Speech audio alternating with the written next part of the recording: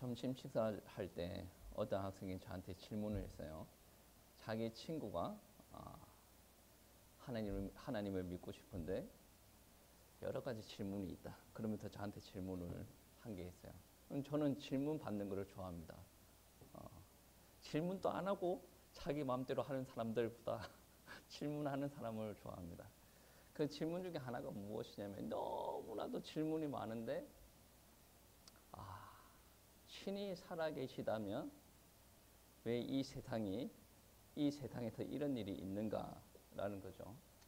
너무 진부한 질문인데 진부하다라는 것은 수준이 떨어지다라는 뜻이 아니에요. 진부하다라는 것은 그만큼 질문을 많이 받는 거다.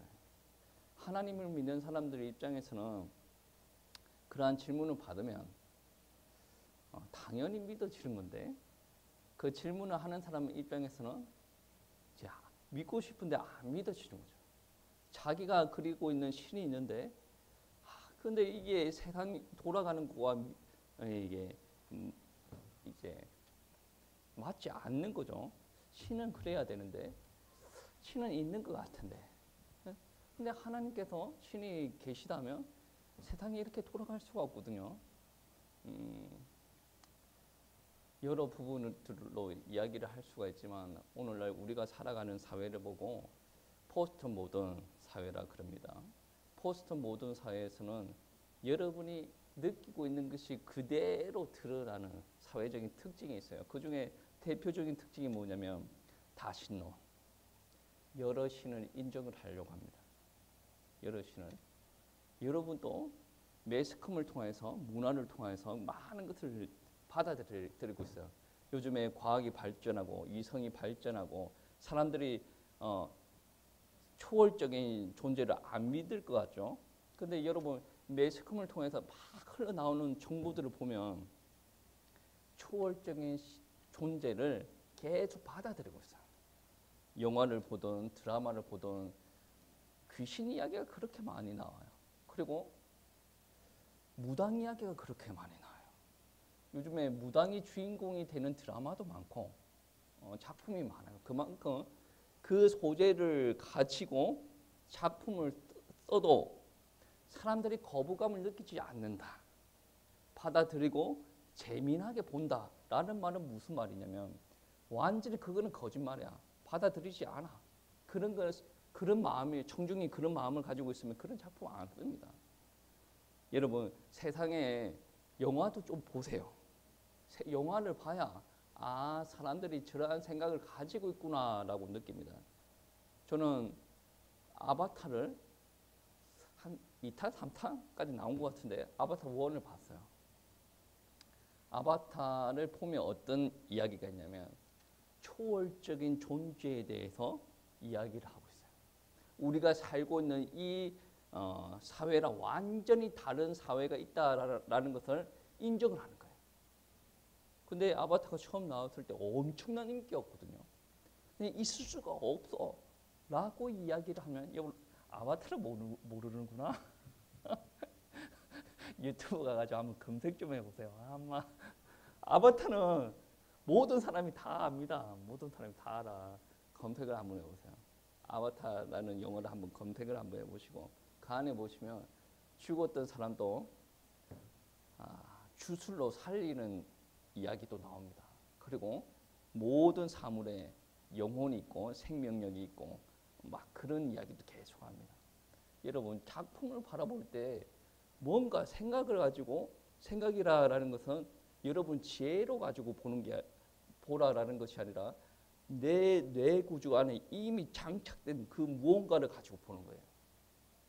어저께 토요일이라고 우리 딸내미들이 일본 애니메이션을 보더라고. 고양이 나온다고 해서 그 고양이 나오는 애니메이션을 보는 것 같은데 그 고양이 애니메이션 안에 보면 사람도 나오고 고양이도 나옵니다. 근데 사람이 고양이가 이야기를 하니까 막 사람이 놀라가지고 막 이렇게 하는 장면들이 있어요.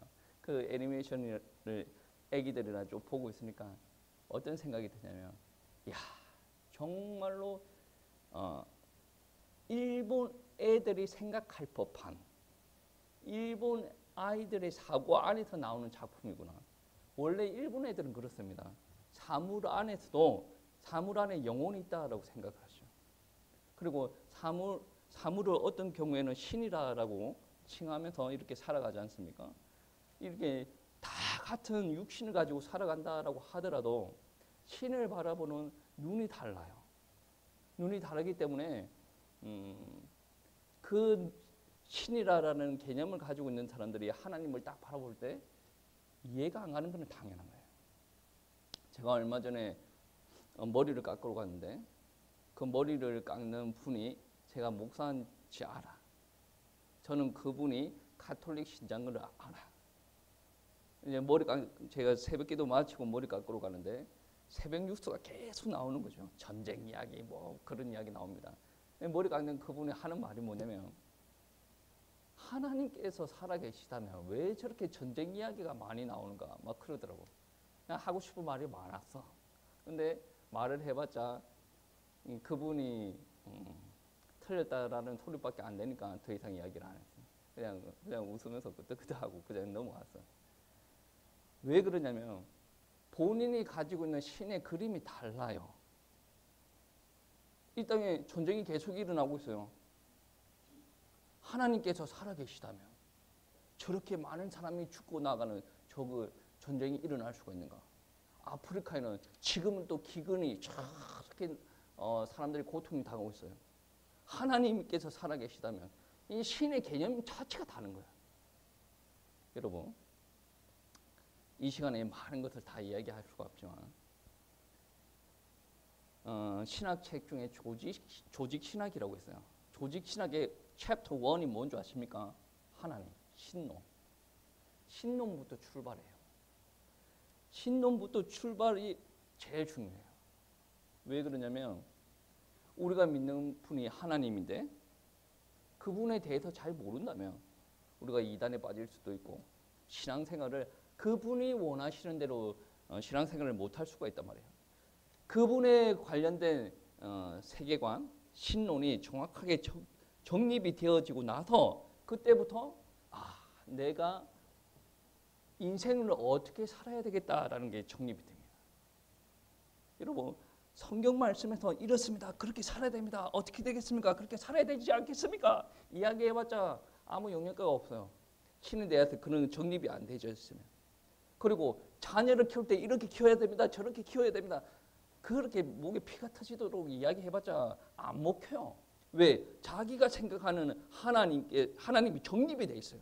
맞다 틀리다를 떠나서 자기가 생각하는 하나님이 정립이 돼 있으면 자녀 양육하는데 그런 식으로 양육해요. 경제관도 마찬가지예요. 자기가 생각하는 하나님이 딱 정립돼 있어요. 그러면 경제도 자기가 원하는 하나님의 그림으로 살아가요. 얼마나 많이 우리가 양보하는지 여러분 한번 생각을 한번 해보세요. 여러분 하나님이 이해 가십니까? 이해 안 가요. 저는 믿어지는 거지. 하나님은 때에 따라서는 전쟁을 일으키십니다. 가나안 정복 전쟁할 때 전쟁을 일으키십니다. 다윗이 하나님 앞에 죄를 범하였을 때 하나님께서 말씀하시죠. 내가 재앙을 줄 텐데 삼지에 선다가 네가 알아서 골라봐봐. 1번 전쟁을 일으킨다. 2번 기근을 줄게. 3번 전염병을 줄게. 다윗은 뭐를 고를게? 뭐를 고를래? 다윗이 전염병을 주시옵소서. 그게 다윗 이야기만 있는 것이 아니에요. 구약 성경과 신약 성경에서 전쟁, 기근, 전염병이 계속 언급이 됩니다. 하나님을 모르니까 자꾸 하나님께서 살아계시면 그런 일이 있을 수가 없습니다. 그런 일이 있어요. 하나님은 전쟁을 좋아하는 것이 아닌데 때에 따라서는 전쟁을 일으키십니다. 하나님은 사랑이 엄청 많으신 분인데 노아의 홍수처럼 그런 일도 일으키십니다. 여러분 한번 보세요.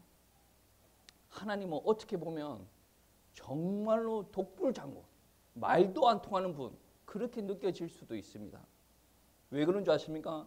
하나님께서는 여러분이 하나님께서 처음 만드신 모습으로 회복되기를 원합니다. 하나님께서 주신 축복대로 살아가기를 원하세요. 그러면 그 아이가, 그 하나님의 자녀가 제대로 살아가고 있을 때 하나님께서 축복을 주시겠죠. 제대로 못 살아가면 어떻게 하겠습니까? 당연히 회초리 들겠죠.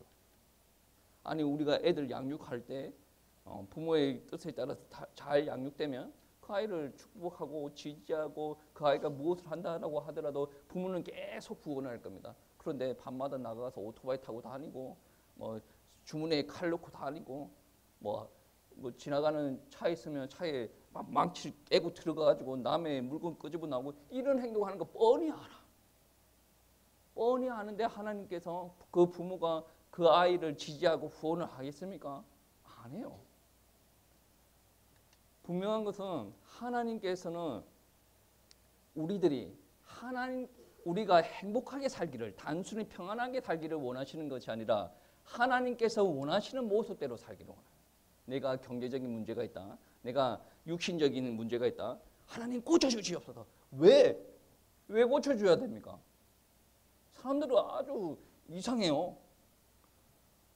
육신에 문제가 있고 경제에 문제가 있으면 해결해 달래요. 하나님은 모르는 거죠. 같은 기도를 하더라도 하나님을 모르고 기도를 하는 겁니다. 하나님 알고 기도하셔야 됩니다. 하나님은 우리가 낫고 문제가 해결되는 것을 원하는 것이 아니라 그 문제를 통해서 하나님을 더 알아가기를 원하고 하나님께서 원하는 사람으로 세워지기를 원한다는 거죠. 얼마나 하나님께서 여러분을 사랑하시는 줄 아십니까? 창세 전부터 여러분을 선택하셨다고 합니다. 바울도 태초에 하나님께서 바울을 선택하시고 예정하셨는데 언제 부르십니까? 바울이 한참 예수 그리스도를 비방하고 다닐 때, 예수 그리스도를 믿는 사람들을 죽이고 다닐 때 하나님께서 딱 부르십니다. 얼마나 큰 사랑입니까? 사람들이 착각하고 있는 것이 무엇이냐면 하나님은 사랑의 하나님이다. 그것만 생각을 하는 거죠. 모든 것을 다 하나님께서 이 땅에 있는 사람들을 이롭게 하기 위해서 뭐 홍익 인간입니까? 착각하지 마세요. 성경은 자꾸 인애를 이야기를 하면서 공의를 이야기합니다. 공의가 이야기되니까 예수 그리스도께서 십자가에서 죽으시던 거예요. 하나님이신 그분이 자기가 사랑하는 죄인들을 살리기 위해서 왜 그렇게 하셨습니까? 하나님께서 처음에 법으로 정한 거예요. 먹는 날에는 죽을 것이다 라고 이야기했지 않습니까? 근데 아무리 하나님이라도 그분의 말씀은 그분을 지키십니다. 부모 중에 권위 없는 부모들 있지 않습니까? 이렇게 이야기했다가 저렇게 이야기했다가 우리 하나님께서는 알파와 오메가고 시작과 끝이에요. 하나님의 말씀은 영원한 것이에요. 하나님께서 하나님의 말씀을 뒤집지 않습니다. 하나님의 방법이 그겁니다. 처음에 창세기 3장의 죄를 범하고 나서 여자의 후손이 마귀의 머리를 상하게 할 것이다. 그게 하나님의 뜻이에요. 정말로 우리는 하나님 앞에 간구해야 될 부분들은 무엇이냐면 하나님을 알게 해달라고 한 거예요. 정말로. 문제 해결해 주세요가 아니라 하나님을 더 알게 해주세요. 정말로 하나님께서 원하시는 모습으로 저희들을 세워주시옵소서라고 기도해야 됩니다. 그렇게 되려면 정말로 하나님의 은혜가 임하여야 됩니다. 여러분 오늘 본문 말씀 한번 보세요. 내가 그리스도와 함께 십자가에 못 박혔나니 못 박혔대요. 이 못 박혔다라는 말은 옛날에 내가 예수 그리스도와 함께 십자가에 못 박혔고 지금 또 그 못 박힘이 지속되고 있는 상태를 두고 오늘 본문 말씀에서 내가 예수 그리스도와 함께 십자가에 못 박혔나니 이제는 내가 사는 것이 아니요 오직 내 안에 그리스도께서 사시는 것이라. 내가 그리스도와 함께 십자가에 못 박혔다. 그리고 나는 죽었다. 내 자는 죽었다. 예수 그리스도와 함께 나는 살아났다. 이 경험이 있는 사람은 이전 삶과 다른 삶을 살아갑니다. 많이 어렵겠죠. 체험이 안 된 사람은 이게 너무 어려워요. 근데 내가 예수 그리스도와 함께 십자가에 못 박혔다. 이 고백이 있는 사람은 이전 삶과 다른 삶을 살아요. 여러분 분명히 이전 삶과 다른 삶을 살아간다라고 할 때 적응 기간이 있어요. 이해하기 편하게 말도 안 되는 예지만 스파이더맨은 예를 한번 들어볼게요. 스파이더맨이 독거미한테 물리고 나서 어떻습니까? 평범한 고등학생 아니었습니까? 대학생인가? 아무튼 그 학생이었어요. 근데 어느 날 보니까 자기 피부에 미세한 세포들이 살아 숨쉬고 있어요. 더 섬세하게 발달돼 있죠. 어느 날 보니까 자기 손을 벽을 탁탁탁 짚고 가니까 벽을 타기 시작합니다. 천장에 올라가도 떨어지지 않아요. 자기 손에서 이상한 게 막 나가. 당황스럽죠. 그런데 이게 계속 적응이 되다 보면 어떤 일들이 일어나는 줄 아십니까? 악당이 나타났어. 그러면 어떻게 합니까? 쫄쫄이 입고 막 출동하는 거죠. 근데 예전에는 처음에 한번 벽을 탁탁탁 짚고 올라갈 때는 엄청나게 신기했어요. 그런데 적응이 되다 보니까 빌딩을 막 타고 올라가. 그리고 빌딩 수급을 막 해치고 그네 타듯이 막 이렇게 슉 날아다녀. 이는 경험. 하나님과 함께 살아가는데 아직까지 스파이더맨이 벽을 짚고 올라가는 것과 같은 경험이 없어. 그 경험이 없는 사람들은 내가 그리스도와 함께 살아간다라는 말이 이게 아주 실감나지 않는 거죠. 처음이 있고 지식은 있어. 삶의 현장에서 살아가지 못하는 거죠. 더 성경적으로 이야기해 보면 80세 된 노인에게 하나님께서 나타나셨어요. 애굽으로 들어가라. 못 들어갑니다. 능력도 없고 말도 못합니다. 이렇게 늙은 사람을 어떻게 하나님께서 이렇게 가게 하십니까? 들어가라. 내가 너와 함께 할게. 처음에는 갈까 말까 하다가 어떻게 됩니까? 딱 들어가니까 하나님께서 역사를 이렇게 나일강도 피물로 만들고 하늘에서 우박이 떨어지고 메뚜기 오고 깨고 나오고 난리도 아닙니다. 나중에는 장자가 죽는 역사가 일어나는 거죠. 그리고 나서 홍해 앞에 섭니다. 홍해 앞에 서니까 하나님께서 홍해를 가르십니다. 여러분, 이 광야에서 이스라엘 백성들은 원망불평이 그렇게 많아요. 근데 모세가 원망불평하는 걸 봤습니까? 한번 열받아가지고 짜증내는 게 있었죠. 그런 거는 있었는데 모세가 원망불평한 적이 없어요. 왜 그런 줄 아십니까? 이스라엘 백성들은 하나님의 역사를 봤어요. 근데 자기가 체험한 건 아니거든. 자기가 체험한 건 아닙니다. 모세는 어떻습니까? 하나님께서 말씀하시고 체험하시고 기도하면 하나님께서 역사하시고 자기 체험이에요. 근데 이스라엘 백성들은 홍해를 건넜음에도 불구하고 만나와 메추라기 물을 먹었음에도 불구하고 자기 체험이 아닌 거예요. 여러분, 그리스도와 함께 십자가에 못 박혔다라는 것도 유사한 거예요. 말이 안 되는 말인데 말이 이게 납득이 안 되는 성경 구절인데 내가 그리스도와 함께 십자가에 못 박혔다. 그 은혜가 우리 가운데 임하면 어떻습니까? 회개할 때 여러분 어떻습니까? 나는 눈물이 마른 것 같아 라고 하는 사람들도 계속 눈물을 흘려. 하나님 감사합니다. 이 죄인을 구원하여 주셔서 감사합니다. 내 지성이 그때 막 무너지기 시작합니다. 나는 철두철미하게 이렇게 살아야 되고 이렇게 노력을 해야 되고 내 인생을 위해서 관리를 해야 되고 막 그렇게 살았는데 하나님 앞에 다 깨지니까 내 지성이 딱 무너져. 내 감정이 하나님 앞에 다 무너지는 겁니다. 이런 것을 경험을 해야 내가 십자가 앞에 못이 박혔다라는 것을 체험할 수가 있는 거예요. 그리고 다른 말씀도 있죠. 내가 육체 가운데 사는 것은 나를 사랑하사 나를 위하여 자기 자신을 버리신 하나님의 아들을 믿는 믿음 안에서 사는 것이다. 십자가에서 죽는 것을 경험을 하고 믿음 안에서 사는 것이다 라고 하죠. 그리스도께서 함께 사는 것을 우리는 믿음 안에서 사는 것이다 라고 표현합니다. 다르게 표현을 하면 예수 그리스도께서 내 안에 사는 것은 연합이다라고 표현하죠. 왜 그러냐면 믿는 사람에게는 새 생명이 공급되는데 그때 우리 예수 그리스도께서 영으로 우리와 함께 하시는 거죠. 그때 내가 사는 것이 아니라는 거죠. 아직까지 나의 의지, 나의 감성, 나의 계획이 많은 사람들은 어떻습니까? 계속 싸우는 거예요. 누구랑 싸웁니까? 내 자신과 싸우는 거예요. 내 주변 환경과 계속 싸우는 거예요. 근데 정말로 예수 그리스도께서 내 안에 들어오시고 그분이 이끄신 대로 사는 사람들은 어떻습니까? 육신적으로 사는 사람보다 그렇게 싸우지 않아요. 내가 하나님의 뜻에 벗어났는가 벗어나지 않는가 거기에 포커스를 두고 간다라는 말씀이에요. 여러분 신앙이 올바라야 됩니다. 하나님을 믿는 신앙이 올바라야 됩니다. 출바벨론 했던 이스라엘 백성들이 왜 북이스라엘 사마리아 사람들과 성전 스룹바벨 성전을 같이 짓지 않으려고 했습니까? 그들도 하나님을 믿는 사람이에요. 근데 그들은 하나님을 믿는다라고 하지만 이방 신들을 이미 많이 받아들였어요. 남유다 사람들 입장에서는 어떻습니까? 우리가 왜 바벨론의 노예로 끌려갔습니까? 우상숭배에서 끌려갔거든요. 우상숭배에서 끌려갔어요. 우리가 하나님을 믿는다라고 해서 같은 정도, 같은 하나님을 믿는다라고 착각하시면 되지 않습니다. 하나님은 우리에게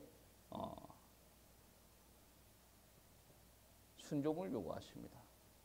그 말씀이 오늘 말씀에서도 그대로 표현되고 있는데 믿음 안에서 사는 것이다라고 이야기하죠. 이 헬라어 안에서 이 믿음이라는 단어는 믿음이라고 표현되기도 하고 신뢰라고 표현되기도 합니다. 신뢰는 왜 신뢰라고 표현이 됩니까? 하나님과 사는 경험이 쌓이다 보니까 이게 무엇이 됩니까? 신뢰 관계가 형성되는 거죠. 처음에 야, 너 애국으로 들어가. 막 떨리는 거죠. 내가 무엇이기에 바로 앞에 서겠습니까? 그때 10가지 기적 다 체험하고 애국 홍해 갈라지는 걸 체험하고 광야 생활 좀 체험하니까 이게 너무나도 끈끈한 신뢰 관계가 형성이 되는 거죠.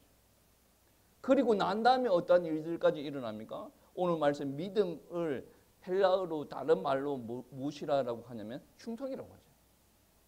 신뢰관계가 끈끈하게 회복되니까 그 다음에 어디까지 가냐?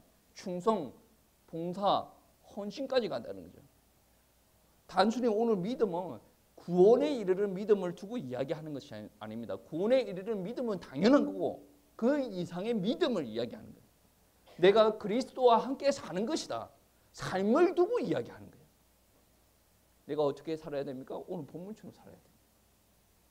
내가 그리고 있는 하나님의 모양대로 사는 것이 아니라 하나님도 성경에서 이야기하시는 하나님대로 살아야 돼요. 우리 성도들이 어떻게 살아야 됩니까? 이 정도 살면 잘 살지 않습니까?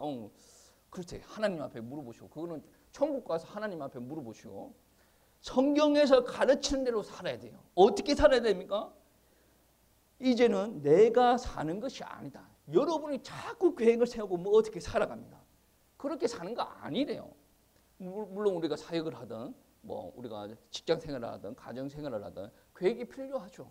그게 1순위가 아니라는 거죠. 계획을 세울 수가 있어요. 그런데 하나님의 계획과 어긋나다. 그러면 언제든지 뒤집을 수 있는 사람이 되어야 됩니다. 그게 바로 다윗이었고 그게 바로 바울이었죠. 자기 계획을 주장했습니다. 하나님께서 아니다. 그러면 금방 순종을 하고 나아가죠. 내 주장이 아니라 그리스도께서 이끄시는 대로 사는 일들이 일어나야 돼요. 믿음 안에서 살아야 됩니다. 그 믿음으로 말미암아 하나님과의 계속 체험과 교제가 일어납니다. 그러면 신뢰가 계속 신뢰관계가 형성되다 보니까 나는 하나님을 위해서 충성하는 신앙인이 되어야 됩니다. 오늘 권사님께서 기도하실 때 우리는 하나님을 영화롭게 하기 위해서 그런 단어를 그런 말을 썼는데 하나님께서는 그거를 원하십니다. 내가 뭐 돈을 많이 벌고 유명해지고 내가 권력이 생기고 하나님은 거기에 관심이 없어요. 내가 아무리 필요한 자리에 있다라고 하더라도 하나님을 영화롭게 하는 자가 돼요. 하나님께서 영화롭게. 그러면 하나님께서 그 비천한 자리에서 하나님께서 영광을 받으십니다. 그리고 하나님께서 나를 세우신다라는 것을 꼭 기억하시길 바랍니다. 그게 어디에서 옵니까? 내가 생각을 고치고 이렇게 살아야 되겠다. 그게 아니고 여러분 안에 있는 그분의 음성에 귀를 기울이십시오. 그분이 나를 이끌어 가고 싶어하는 의도가 있어요. 뜻이 있습니다. 그 하나님의 뜻에 우리는 순종하고 나가야 돼요. 어디까지 순종을 해야 됩니까? 충성의 자리까지 순종하고 나가야 된다. 꼭 기억하시고 이번 주도 하나님과 함께 사시는 우리 성도님들 되시길 축복합니다.